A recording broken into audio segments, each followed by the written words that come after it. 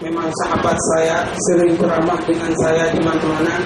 Makanya saya kaget ketemu dengan beliau, dan alhamdulillah beliau tetap tidak kurus, tidak gemuk.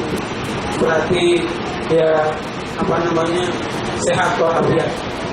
Dan Direktur Menara Suci ini juga sahabat saya, Bapak Ustadz Edmi Soleh ini. Saya dulu membimbing di Menara Suci. Bahkan beliau ngajak saya untuk tetap membimbing Menara Suci, tapi saya sendiri masih banyak kering-kering.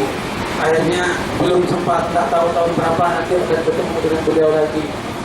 Bapak itu diukur Rasulullah, tamu-tamu Allah, tamu Rasulullah yang saya muliakan dan semuanya dimuliakan Allah Subhanahu wa Ta'ala. Pertama saya ucapkan selamat panjenengan semua telah sempurna melaksanakan ibadah haji ini. Semoga haji kita adalah haji yang mabrur, haji yang diterima oleh Allah Subhanahu wa Ta'ala. Tanda-tandanya haji mabrur salah satunya adalah orangnya itu lebih ridho, lebih menerima atas apapun yang terjadi. Bahasa singkatnya, lebih banyak tersenyum ketimbang merengut. Jadi tolong haji mabrur ini nanti mulai sekarang, yang dulu-dulunya itu banyak merengutnya, sekarang dirubah, harus banyak tersenyum. Insya Allah kalau banyak tersenyum itu tanda-tanda haji mabrur itu. Tapi kalau banyak mengeluh, banyak kemudian cemberut, itu kayaknya itu hajinya perlu haji lagi yang tahun yang akan datang. Insya Allah tersenyum dulu Bu, Pak. Orang senyum itu panjang umur, orang misem ini kan lanjut umur. Nah, mau dile dia lanjut umur. Serius ini Pak, ini bukan kata saya, ini penelitian. Kenapa? Tanda-tanda orang yang ridho kepada takdirnya Allah, orang yang dia itu menerima kepada takdirnya Allah, tandanya dia itu tidak akan takhassum bi qada'illah. Dia tidak akan memusuhi takdirnya Allah. Dia menerima, oh ini memang bagian saya.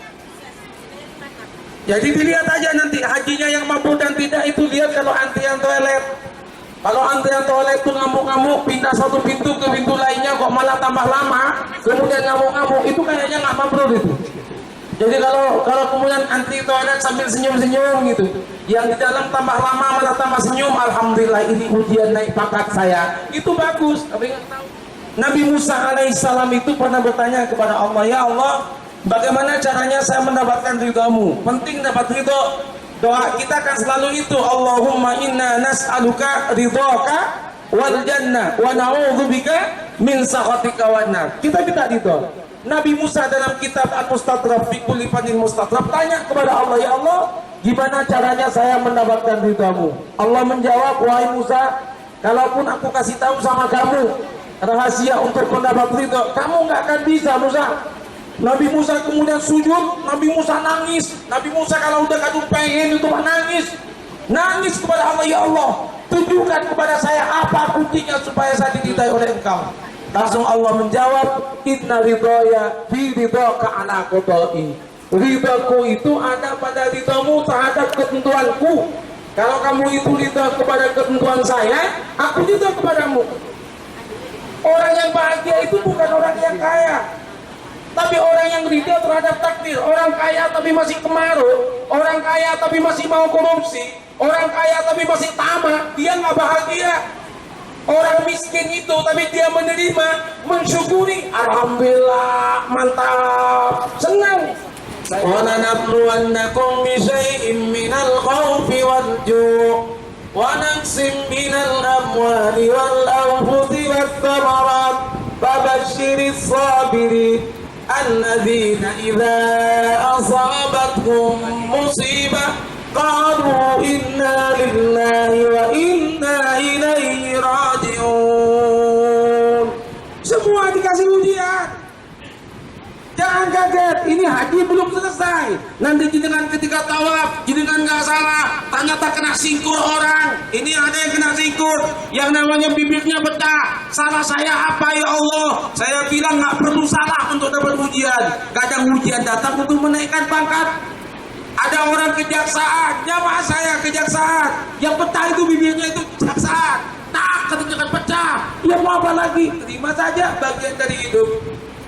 Jangan kemudian mengeluarkan jurus silat, Pak.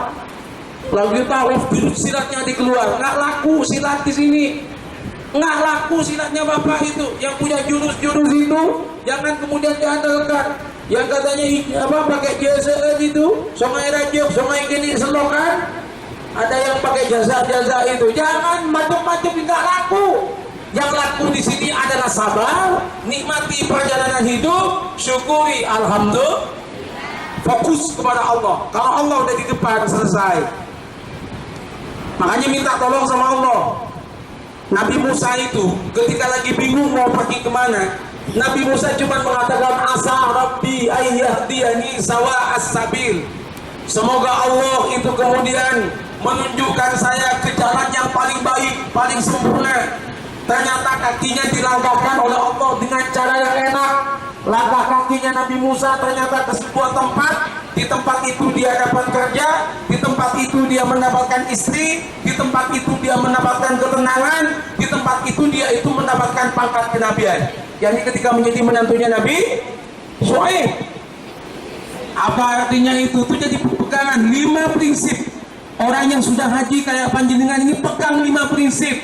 1. Subhanallah, maha suci Allah. Yang suci hanya Allah. Berarti tidak ada di antara kita yang suci. Karena nggak ada yang suci, nggak usah menghina orang lain, nggak usah menjelek-jelekan orang lain, kan begitu. Nanti ketika pulang, jangan kemudian cerita ke tamu itu, kalau saya umrohnya 18 kali, itu teman saya itu nggak pernah umroh sama sekali. Coba, nggak usah cerita. Jangan-jangan yang umroh 1 kali itu yang diterima oleh Allah sama-sama nggak tahu.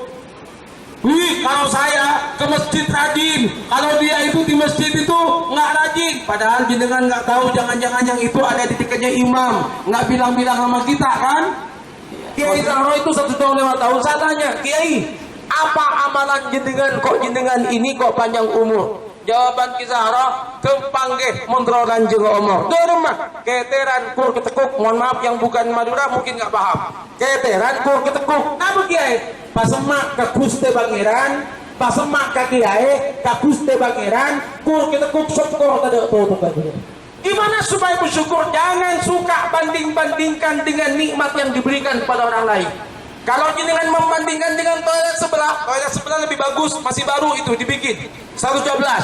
Saya juga heran kenapa kok bukan 111, padahal ini yang 111 paling depan. Ini bayarnya beda Bu, yang di sini 111 lebih mahal. Ini tahu betul ini karena beliau yang ngurus. Saya juga tahu karena rembukannya juga dengan saya semua di sini. Lebih mahal, tetapi jangan bandingkan dengan sebelah. Di sebelah itu toiletnya lebih bagus, harum. Kenapa kok begini? Gara-gara memperbandingkan, nggak bilang alhamdulillah, tapi kemudian bilang kenapa kok begini?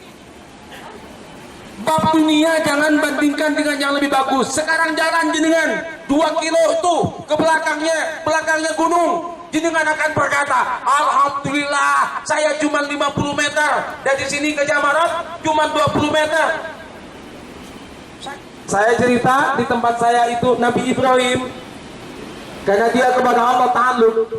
Nabi Ibrahim itu ketika akan dibakar, ternyata buku yang saya baca di SD keliru. Di SD itu gambarnya itu ada kayu ditumpuk, Ibrahim ada di dalamnya. Ada kayu ditumpuk, itu di SD dulu. Padahal setelah saya baca kitab, yang namanya tempat pembakarannya Ibrahim itu adalah hunian, bangunan. Bangunan yang dibangun berbulan-bulan, kayunya ditumpuk itu sampai, termasuk yang ikut membangun dan mengumpulkan kayu bapaknya sendiri dan juga adalah pamannya sendiri. Nabi Ibrahim ketika mau dimasukkan, Jibril bertanya, apakah engkau butuh bantuanku wahai Ibrahim? Ibrahim menjawab, wa amma dadda. Beberapa hari dibakar itu bukan 10 menit Pak, itu beberapa hari dibakar Nabi Ibrahim. Setelah habis api, Ibrahim keluar dengan santainya. Apakah kaget orang semuanya? Seger, ternyata nggak kena apa-apa. Barokahnya sambungan hati kepada Allah. Hasbi Allah wa ni'mal wakil, atau hasbunallah wa ni'mal wakil, ni'mal maula wa ni'man nasir. Jadikan itu sebagai pegangan kita. tukang adat, langsung dapat tukang adat, jodohnya nggak kemana-mana. Coba bayangkan, Allah kalau punya mau, semua segala sesuatu itu gampang. Makanya sudahlah, sekarang kita sebagai haji yang insya Allah semuanya haji mabrur, jangan banyak mengeluh, perbanyaklah alhamdulillah. Ayo semakin kokoh kita beribadah kepada Allah. Semoga kita oleh Allah senantiasa diberikan keistiqomahan hati untuk berada di jalan syariat dan jalan risalah Nabi Muhammad sallallahu alaihi wasallam. Demikian yang dapat saya sampaikan. Insyaallah laku. Alhamdulillah. Assalamualaikum warahmatullahi wabarakatuh.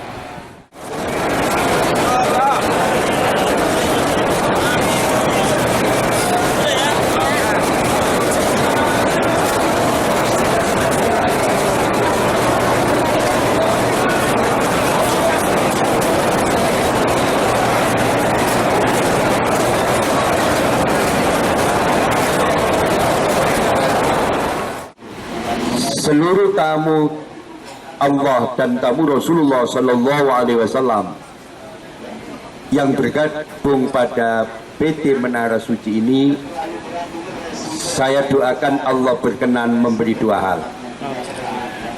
Yang pertama berwajah ceria, yang kedua berakhlak mulia. Survei membuktikan,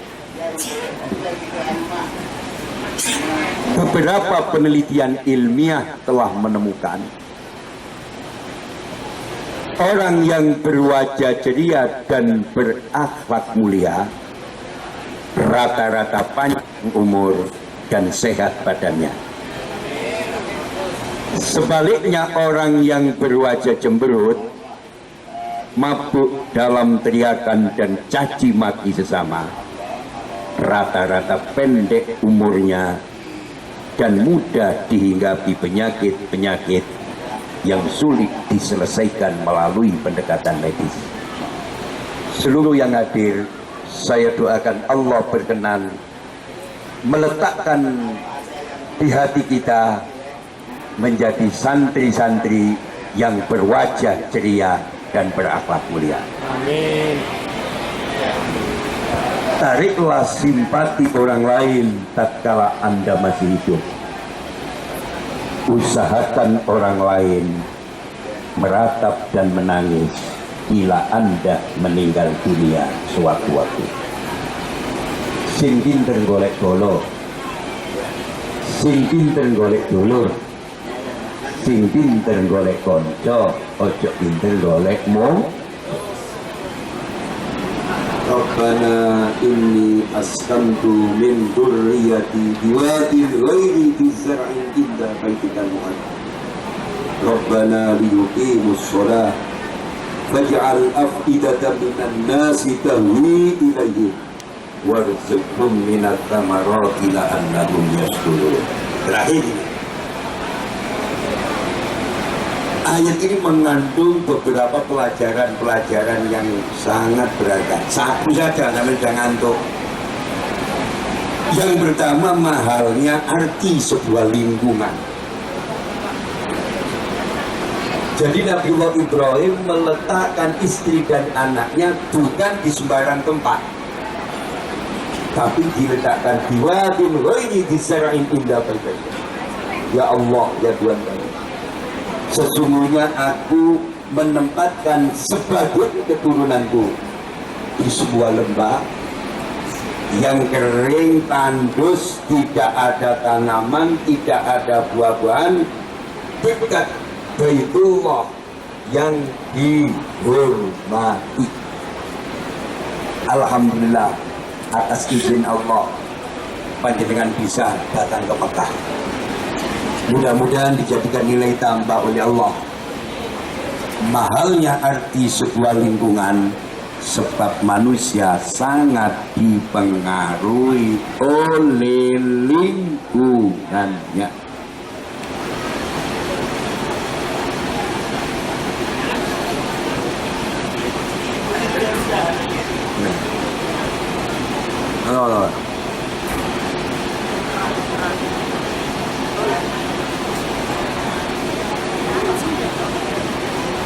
Yakinlah bahwa kekuatan doa tidak bisa dibandingi dengan kekuatan-kekuatan yang lain. Saya ulangi, yakinlah bahwa kekuatan doa tidak bisa dibandingi dengan kekuatan-kekuatan yang lain. Doa silahul mu'minin wa imaduddin wa nurus samawati wal ardh. Doa adalah senjatanya orang mukmin dan tiangnya agama serta pelitanya langit dan bumi. Pak, Mekah yang tandus, tidak ada tanaman, tidak ada buah-buahan, tapi berkat doa Nabi Ibrahim buah-buahan melimpah di Mekah. Bukan hebatnya pemerintah Saudi, tapi kekuatan doa. Buah-buahan seluruh dunia yang best quality, sing top kualitasnya, itu pohonnya bisa di Indonesia, tapi buahnya di sini. Anggur di Suriname, di Brasil, di Belanda, buahnya di Brasil, pohonnya di Brasil, buahnya di Mekah. Karena ada kekuatan doa Nabi Ibrahim alaihis yang buah, yang banyak minum air batang. Lulu yang banyak meminum air batang. Rasulullah Shallallahu Alaihi Wasallam telah berkata, "Ma'u Zamzam bima suribala." Air Zam-Zam itu kalau diminum, apa katanya hajatnya orang yang meminum. Ayo sambil ngawis, dono tawab sambil titing aja, munyo, ACC. Ya Allah, hitam. Apa kamu itu? Domro benar tadi. Saya yakin seluruh permohonan doa oleh gawat ada yang jelek. Jangan sampean itu Allah moto putaran pertama, kedua, ketiga, sing kiai lho apa? Omongan luar biasa.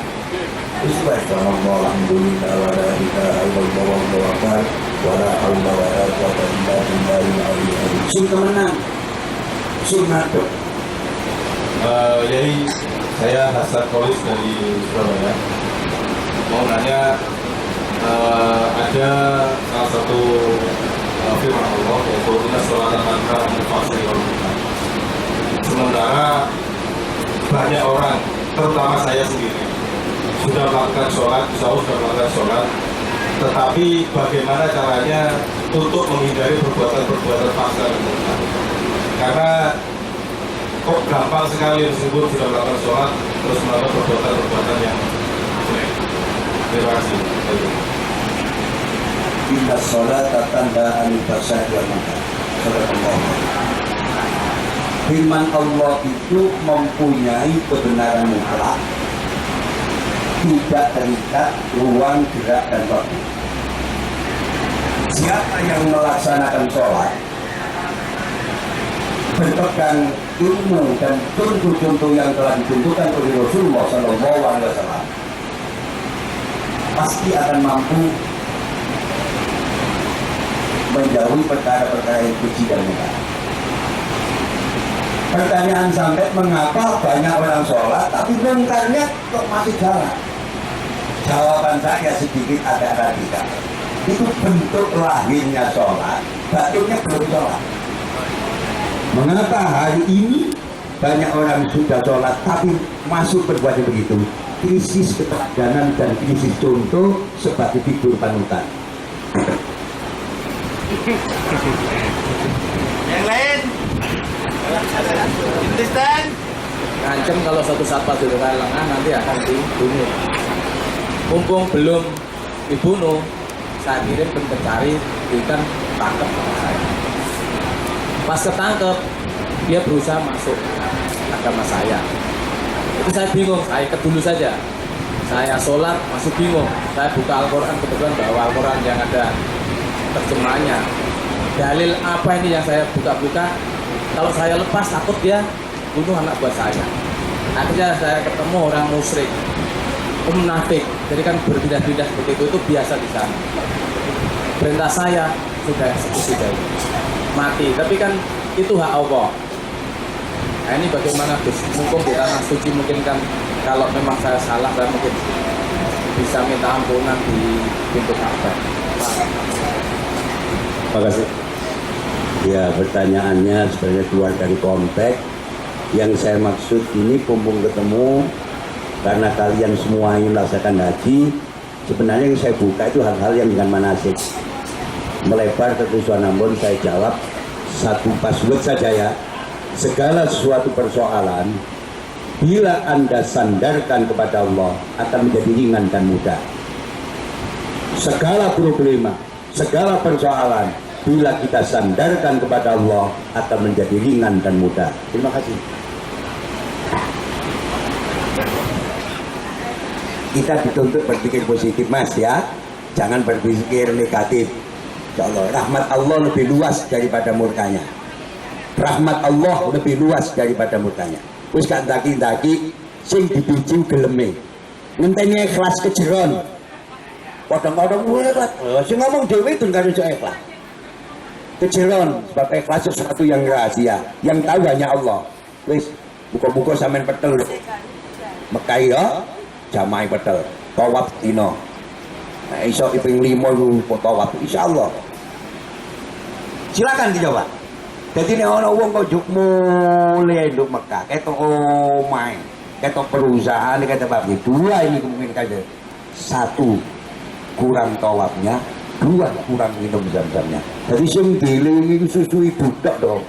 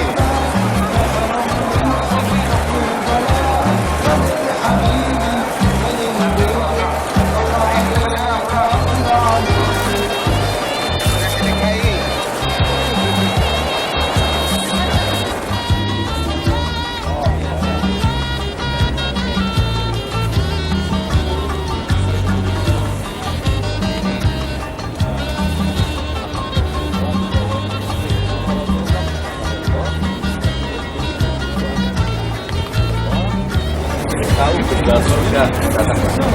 Allah akan diangkat oleh Allah di sana. Kita akan berdoa apapun tapi yang penting kalau datang ke Allah kita itu sholat sholat apa? Sholat kalau misalkan nanti waktu duha kita sholat kita sholat rambut atau bilang sholat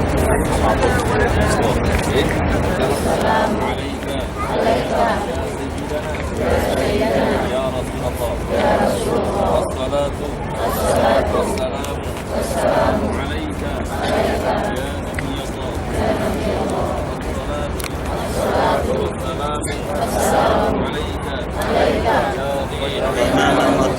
وقائد الغر المحجلين السلام عليك يا من وصفه الله بقوله وإنك لعلى خلق عظيم وبالمؤمنين رؤوف رحيم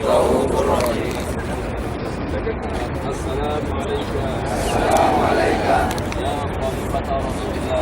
خليفة رسول الله أبا بكر الصديق السلام عليك يا من قال في حقك رسول الله صلى الله عليه وسلم يا أبا بكر أنت عتيق الله من النار السلام عليك يا صاحب رسول الله وثاني اثنين إذ هما في الغار السلام عليك يا من أنفق ماله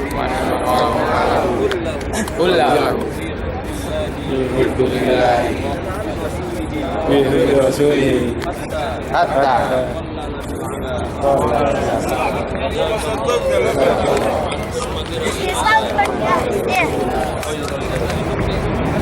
Yusuf nih.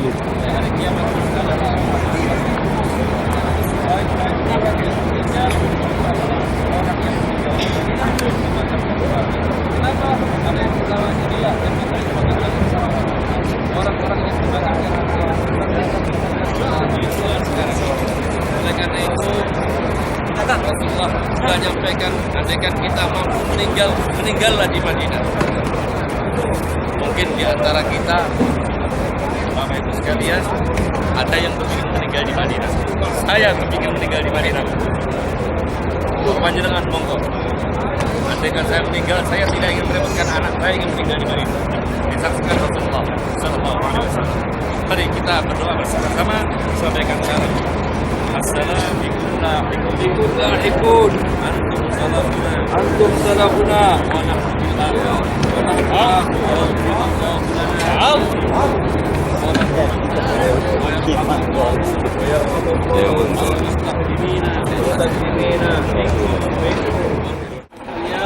Rasulullah meninggal sama persis dengan hari kelahirannya. Pada hari Senin tanggal 12 Rabiul Awal. Rasulullah meninggal setelah Haji Wada itu 83 hari setelah Haji Wada ketika turun wahyu al-yauma akmaltu lakum dinakum wa atmamtu alaikum ni'mati wa raditu lakumul Islam madina. Ketika Rasulullah wukuf, semua sahabat itu berteriak kegirangan sambil mengucapkan takbir. Tetapi di antara sahabat itu ada satu sahabat yang malah menangis. Siapa beliau? Ialah Abu Bakar radhiyallahu anhu. Karena menurut Abu Bakar adanya ayat ini pertanda bahwa Rasulullah sebentar lagi akan berpisah dengan para sahabat. Ternyata betul, Bapak Ibu sekalian, 83 hari kemudian Rasulullah diambil oleh Allah.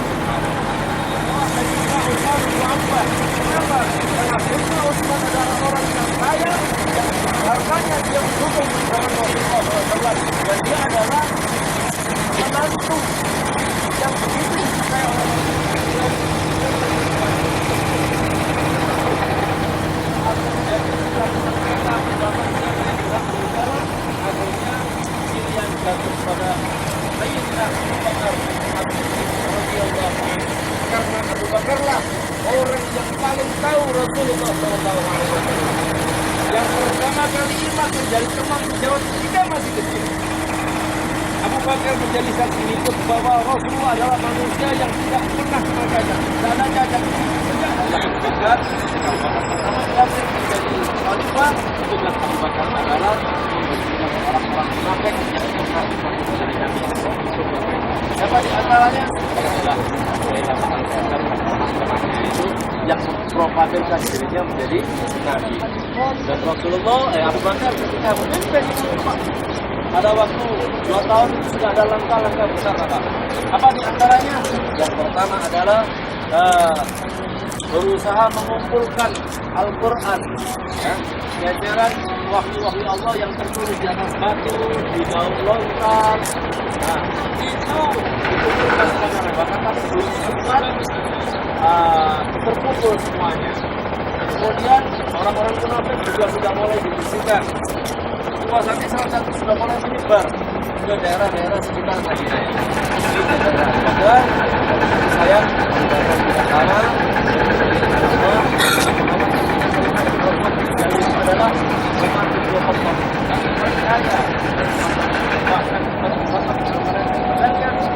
siapa yang mengatakan Muhammad meninggal yang terima.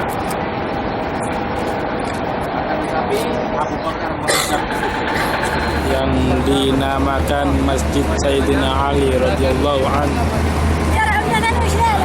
Karramallahu wajhahu. Para jemaah terima kasih sejahtera sekarang lagi ziarah keliling di kawasan ini luas. Kenapa pilih di lapangan? Karena rumah sehingga diletakkan di lapangan. Nah, kalau sekarang selanjutnya di Makkah di sini semuanya di dalam masjid yang artinya sudah bisa menampung.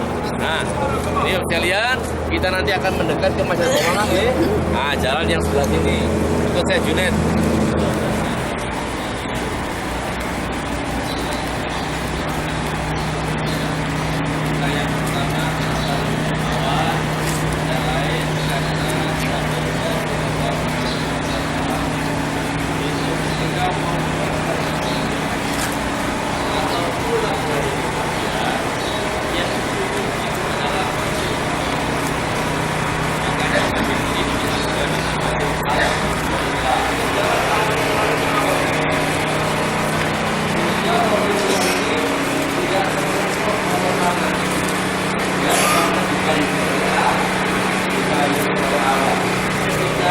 Sudah dibikinkan mimbar oleh Rasulullah bagaimana yang didapatkan di Rasulullah itu tongkatnya yang ditinggalkan tongkatnya ditinggalkan oleh Rasulullah karena biasanya itu Rasulullah saat itu dan akhirnya mati itu semua sahabat ada yang banyak yang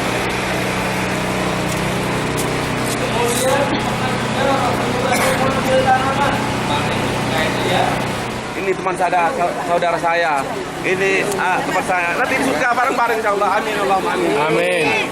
mau nganterin bapak apa dulu pas kesasar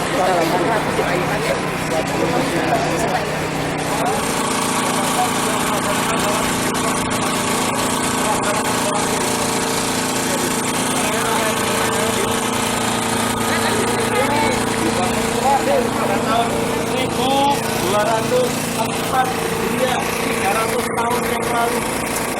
Ya. Ini sekitar 300 tahun yang lalu. Bangunannya relatif sana. Sekarang ini insya Allah sudah tidak digunakan lagi karena yang digunakan adalah Masjid Al-Haram yang ini tidak digunakan.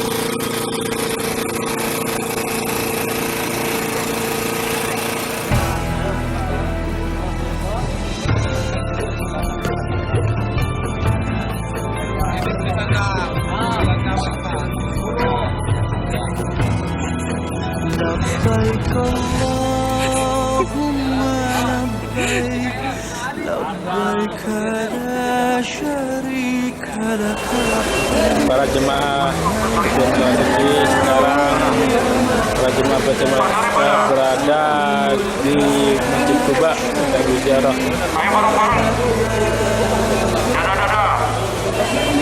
Ayo.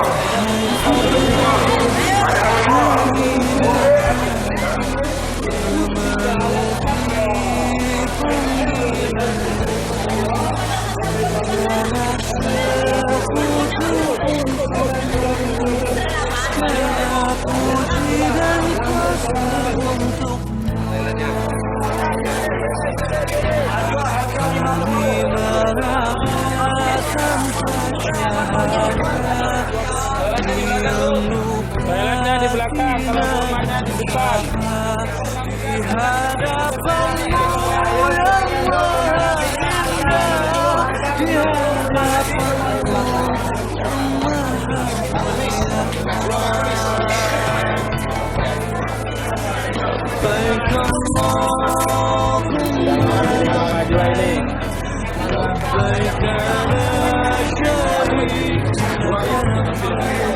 Ajuannya dipilih. Orang makan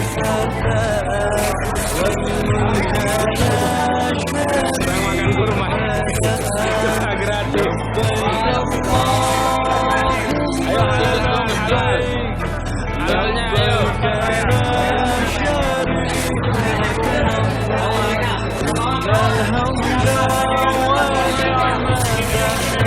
Ayo.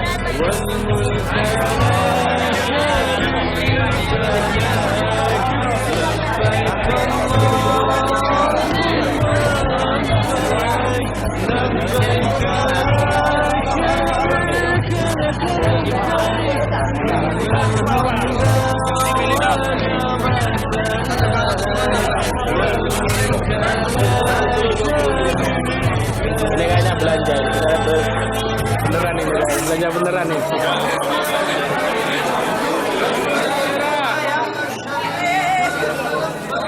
Dulu telepon lagi.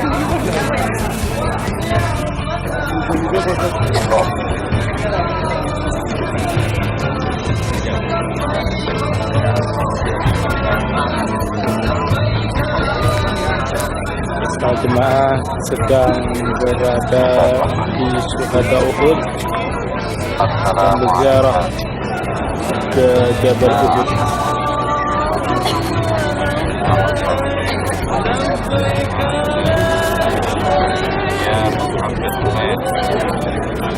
يا قائد القتال يا من أثبت قدميه على الرماح حتى أتاه اليقين السلام عليكم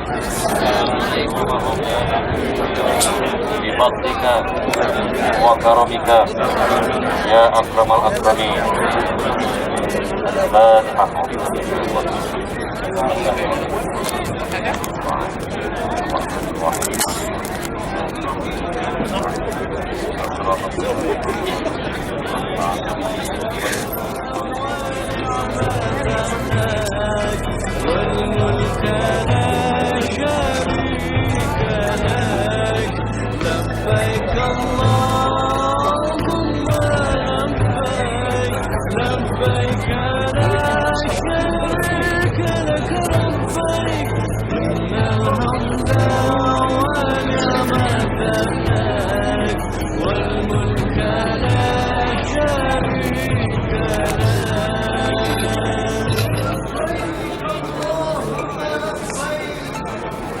Assalamualaikum warahmatullahi wabarakatuh. Mana orangnya kelihatan? rombongan jemaah PT Mulati Sejahtera Ganti bawa kau. sekarang sedang bersiap Duduk. di Nyapu tuh duduk. Nah.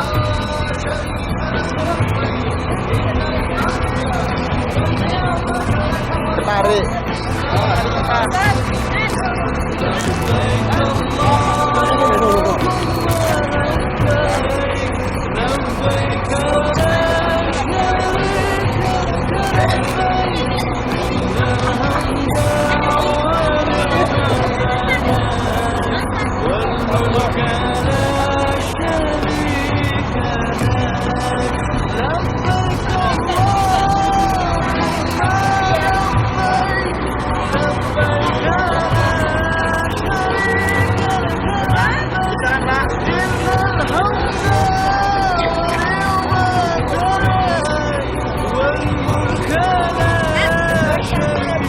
PT nanti. Inilah Bapak Ibu sekalian, istimewanya Saudi. Sepanjang jalan kanannya batu, pasir, batu, pasir. Tetapi inilah cara Allah menyelamatkan kota Madinah, menyelamatkan kota Makkah. Andaikan Madinah Makkah dibikin kayak Indonesia, insya Allah penjajah datang semuanya. Portugis masuk, Spanyol masuk, Inggris masuk gitu. Nah, dengan begini mereka para penjajah tidak menyaksikan kekayaan bumi Hijaz ini. Tidak tahunya di balik batu-batu cadas ini Allah menyimpan kekayaan alam yang luar biasa, sehingga sekarang saja Saudi memiliki penghasilan 4 juta barrel per hari minyaknya. Para jemaah PT Menara Suci Sejahtera sekarang berada di Mushaf Al-Quran atau percetakan Al-Quran di Madinah.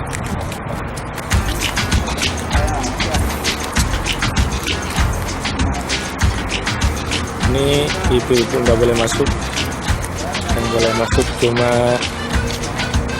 jemaah yang laki-laki saja.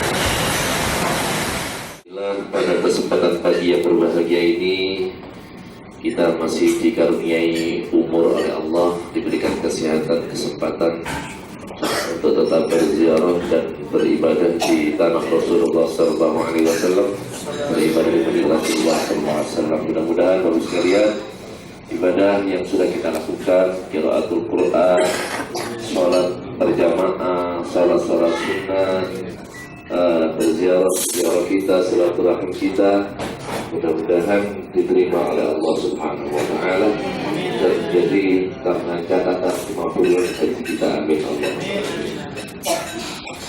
Bapak Ibu sekalian, sambil menunggu jemaah-jemaah lain, jemaah yang lain untuk naik ke lantai 13 ini, saya perlu menyampaikan informasi terbaru kepada Bapak Ibu sekalian. Alhamdulillah Bapak Ibu sekalian, atas dukungan dan bantuan doa panjenengan semuanya, alhamdulillah PT Menara Suci mendapatkan izin untuk ke Mekah.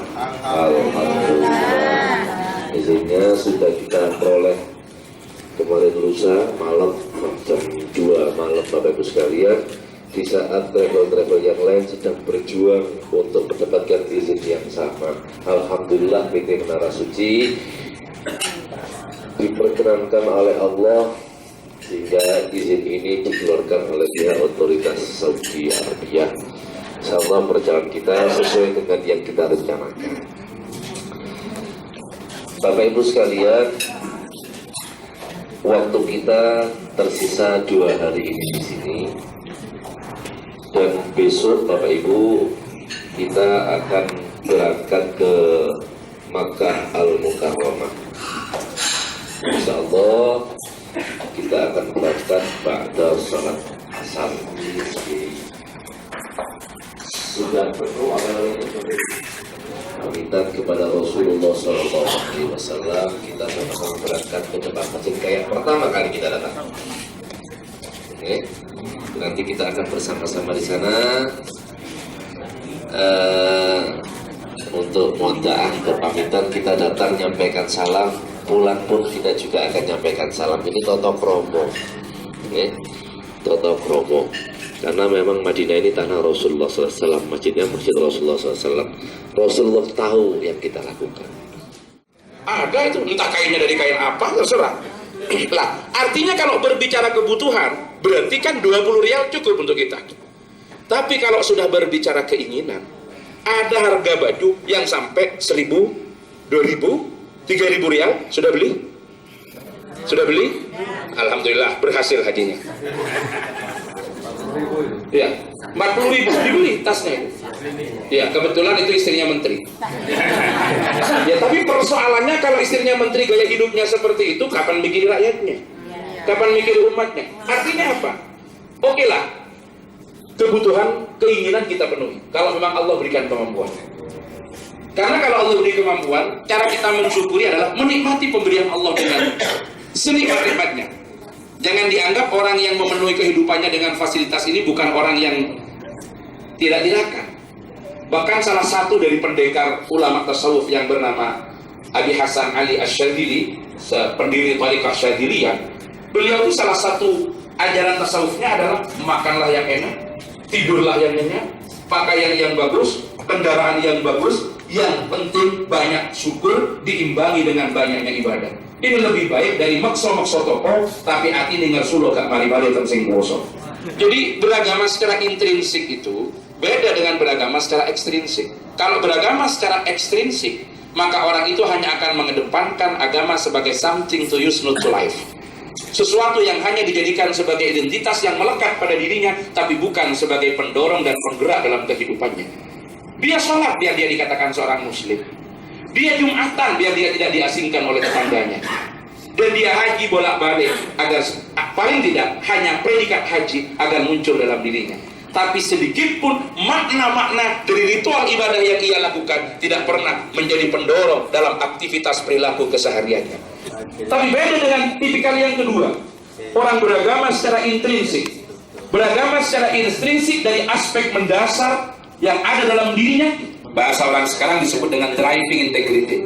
Jadi bagaimana nilai-nilai agama itu menjadi stimulan, menjadi pendorong, menjadi penggerak yang menjadikan dia bergerak karena didorong, dimotivasi oleh nilai-nilai ajaran agama. Kenapa? Bapak Ibu perlu diperhatikan. Perilaku keagamaan bukan sesuatu yang tampil secara instan. Kalau kita kembali ke Indonesia, jamaah haji tahun 2014 belum pulang semuanya. Yang daftar di tanah air kalau ikut reguler berangkatnya 2033. Yang haji belum pulang, yang sana daftar sudah berangkat 2033. Artinya kalau dilihat dari antrian ini, berarti luar biasa banyaknya orang yang mau berhaji atau alumni haji di Indonesia. Tapi kenapa kalau kita lihat dalam konteks kehidupan berbangsa dan bernegara kita, kok tidak banyak yang kontribusi yang diberikan oleh alumni-alumni haji dalam perbaikan kehidupan berbangsa dan bernegara? Kenapa kita tidak berani melanggar larangan ihram walaupun tidak ada yang tahu? Kalaupun itu dilakukan, rame-rame langsung lapor kepada pembimbing, padahal nggak ada yang sleeping. Saya sering dapat laporan, Ustaz, Kiai, Gus, kenapa? Mohon maaf, tadi saya tidak sengaja lupa mencabut rambut saya. Padahal orang itu tidak saya ketahui kalau melanggar. Gak ada temannya yang ngerti kalau dia lupa tadi pakai parfum. Tapi laporan sama pembimbingnya, apa yang harus saya lakukan? Oh, karena ini dendanya. Sampean membayar, ini ada 3 pilihan dalam larangan ihram misalkan. Ya, 3 pilihannya itu apa? Min siyamin au sedaqatin au nusuk. Puasa 3 hari atau sampean sedekah. Artinya mereka laporan loh. Tanpa kita cek, tidak ada saya woro-woro siapa yang melanggar ihram, siapa yang melanggar ihram. Tapi tiap hari ada orang laporan. Luar biasa, kesadaran mengakui kesalahan dan melaporkan sebelum ditemukan orang lain. Ini kalau mampu dibawa ke sana sama pejabat, sama orang dagang, habis kakak ini. Habis. Tapi kenapa ketika pulang kok ini gak ada lagi semangat ini? Kok gak muncul lagi semangat ini? Jadi menjaga kemakburan haji ini yang dijaga terus. Dengan singkat saja, yang kami hormati Kusafi, yang kami hormati bapak-bapak, ibu-ibu jamaah haji Pintu Suci yang dimuliakan Allah, yang mana kami tidak bisa menjawab satu persatu, tapi tidak mengurangi rasa hormat kami. Kurang 2 hari lagi yang mau ke Mekah, Bapak Ibu. Maka yang waktu yang 2 hari ini jangan sampai disia-siakan. Waktu kata waktu itu bagaikan emas. Jadi kalau bapak-bapak mungkin sudah lama di sini sudah tahu jam berapa kosongnya di Raudhah, dan ibu-ibu sudah tahu jam berapa bukanya di Raudhah. Kesempatan yang kurang 2 hari ini jangan sampai jadi waktu yang kedua. Para jemaah Umrah Suci sekarang sedang berziarah di daerah Jabal Sur.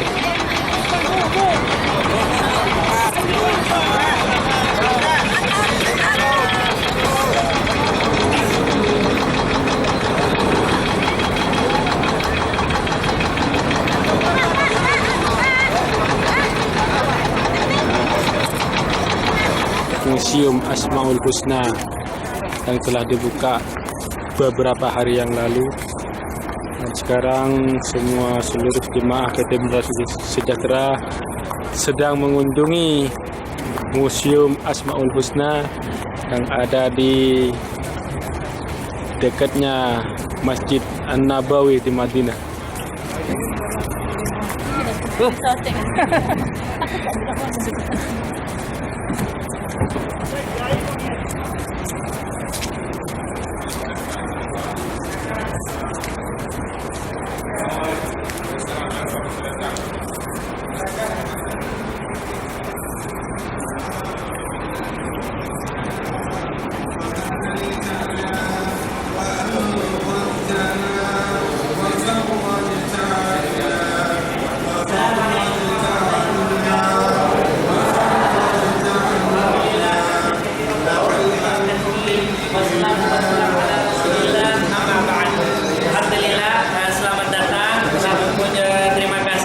Berkunjung ke pameran nama-nama Allah. Pameran ini yang mengadakan adalah salah satu pemerintah lembaga swasta Saudi Arabia untuk memberikan kejelasan kepada jamaah haji ataupun umrah berkenaan tentang nama-nama Allah dalam bentuk bahasa Inggris ataupun bahasa Indonesia, bahasa Arab. Dan di buku juga ada beberapa poster-poster dan juga beberapa video, dan juga akan ada planetarium yang akan dia lebih jelas berkenaan tentang nama-nama Allah. Sebelumnya saya memperkenalkan diri, nama saya Hanmus Wirawan di Pakirwira, asal Sulawesi Tengah, mahasiswa Pasar Sarjana di Islamic University of Madinah. Ya, kita maju dikit. Tahukah semuanya ini ada pencipta, yaitu Allah Subhanahu wa Ta'ala. Oleh karena itu jamaah sekalian, dijelaskan para ulama mempelajari nama-nama Allah dalam artian kita semakin dekat mendekatkan diri kepada Allah Subhanahu wa Ta'ala. Yang pertama jamaah sekalian, di antara manfaat mempelajari nama-nama Allah adalah pertama, kita itu yakin dengan janji Allah Subhanahu wa Ta'ala. Kedua, kita itu semakin bergantung, tawakal kepada Allah Subhanahu wa Ta'ala. Yang ketiga, kita semakin dekat dengan Allah Subhanahu wa Ta'ala. Yang berikutnya, kita itu semakin terhindar dari kemaksiatan. Kemudian kita semakin sabar dalam menghadapi cobaan. Dan yang terakhir, kita itu bisa terhindar dari kesyirikan. Karena apa? Satu-satu satu-satunya dosa yang tidak akan diampuni oleh Allah adalah dosa berbuat syirik.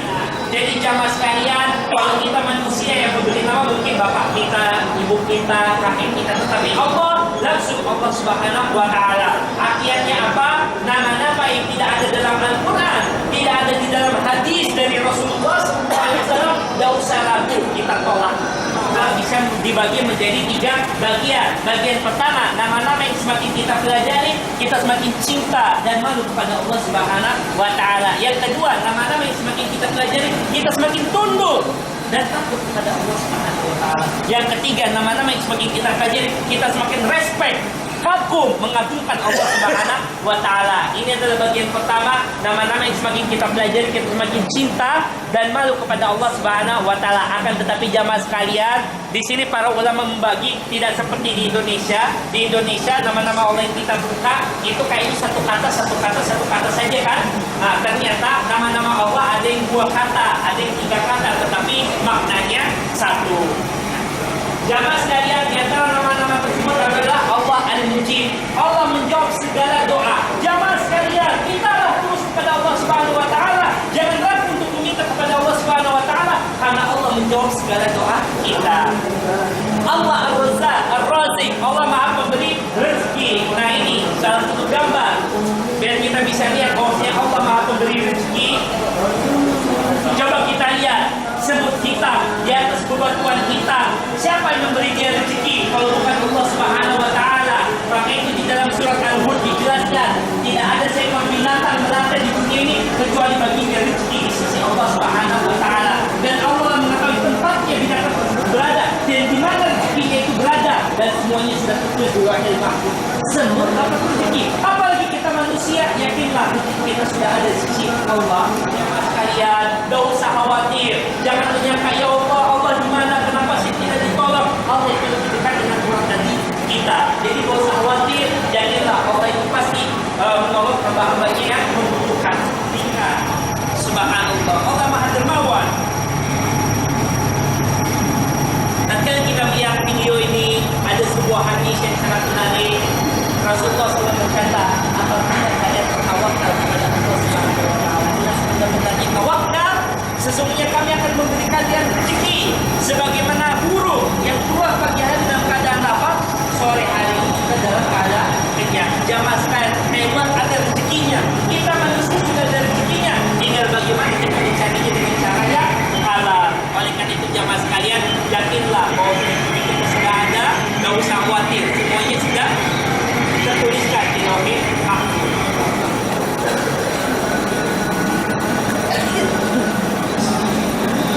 Jamaah sekalian dirahmati Allah Subhanahu wa Ta'ala, ini bagi orang Indonesia tidak aneh ya. Ini kejadian di Aceh tahun 2004, 230.000 orang meninggal. Kejadiannya apa? Tsunami. Subhanallah jemaah. Dalam sebuah hadis yang diriwayatkan oleh Aisyah, Rasulullah berkata, wahai Aisyah, apabila Allah ingin menghancurkan suatu umat jamaah, bukan masyarakat, bukan kampung. Apabila Allah menghancurkan suatu umat, Allah akan menghancurkan seluruhnya tanpa terkecuali. Aisyah berkata, wahai Rasulullah, akankah tetap dihancurkan pada di dalamnya ada orang soleh? Rasulullah berkata, iya. Kenapa bisa tetap dihancurkan? Para ulama menjelaskan, orang soleh tersebut tatkala melihat kemungkaran, kemaksiatan, kejahatan, mereka cuma diam, tutup mulut, tidak mengingkari, tidak menasihati, tidak mendakwahi. Kalau mereka tidak bisa mendakwahi, tidak bisa menasihati, tidak bisa mengingkari, minimal pindah cari daerah yang lebih baik. Kalau mereka tetap di situ, artinya mereka setuju dengan kejahatan yang ada. Oleh karena itu jamaah sekalian, kalau dihancurkan Allah, hancur semua. Berdoalah jamaah sekalian, mumpung masih di tanah suci, mintalah kepada Allah semoga negara kita, negara Indonesia dilindungi oleh Allah Subhanahu wa Ta'ala dari musibah, cobaan, dan semoga daerah kita dilindungi dari cobaan dan tetap aman, makmur sentosa. لبيك لا شريك لك لبيك إن الحمد والنعمة لك والملك لا شريك لك